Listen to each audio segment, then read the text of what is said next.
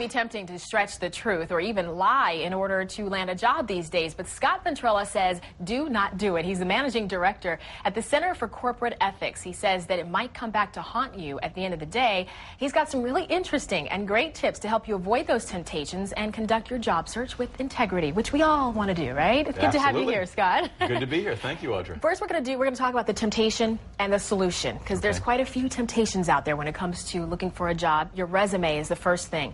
A lot of people will embellish and overstate their accomplishments, right? Yeah, that's right. A lot of people are doing that now because they're looking for a job. Well, you know, there's more people than ever right now looking for jobs, and there's less jobs, so people are looking to gain the competitive edge. So the job search process begins generally with a resume, and you want a really well-written resume. So people will either misstate or overstate, and sometimes, actually, and this is a big no-no, is to just make things up. Oh, that's not good. Because it can be checked so easily now. That's what I'm saying. A quick Google check and background checks and things like that. Right. So the information is available to companies wanting to do their due diligence. So we should tell the truth, for sure. I mean, it sounds easy to do, but... Absolutely. And also you want to, you can say the same thing using different language. So expand your vocabulary. So for instance, it's a good thing to talk about your results on a resume.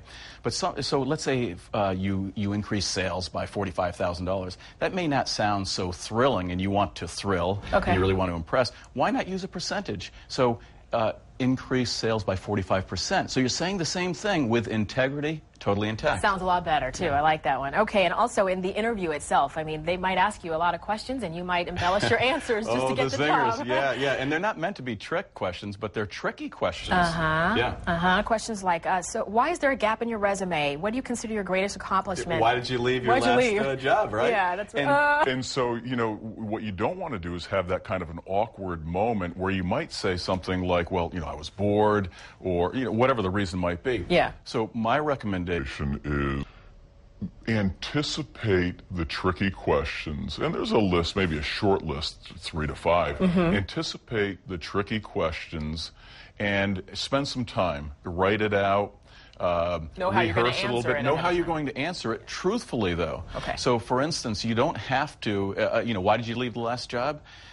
There sometimes are multiple reasons. Stick with the positive reason. Well, maybe, you know, I felt that I had greater challenges and maybe a different kind of an environment, and I really am ready to break out. And Got it. That's why I'm looking for this incredible opportunity. Makes sense. Yeah. In negotiating fibs, shall we say. Yeah. You know, the future boss might ask you things like, are you willing to relocate? Are you okay working long hours? And typically people will say, yes, I'm fine. Well, that's right, because again, now you're getting closer. So the resume, you've done the interviews. When you're in a negotiation, that means they're very interested in you, and you really want to land this job. Yeah. I would strongly recommend, again, before you go into that, when you get into that kind of intense negotiation, be very clear going in. I refer to it as your platinum standard. In other words, that is something that's really sacred to you, something that you will not negotiate. So if you really will not do international travel at 90% of the time, and that's going to be a deal stopper, I think you don't carry on leading them to believe that, well, if I get in there, I can change things.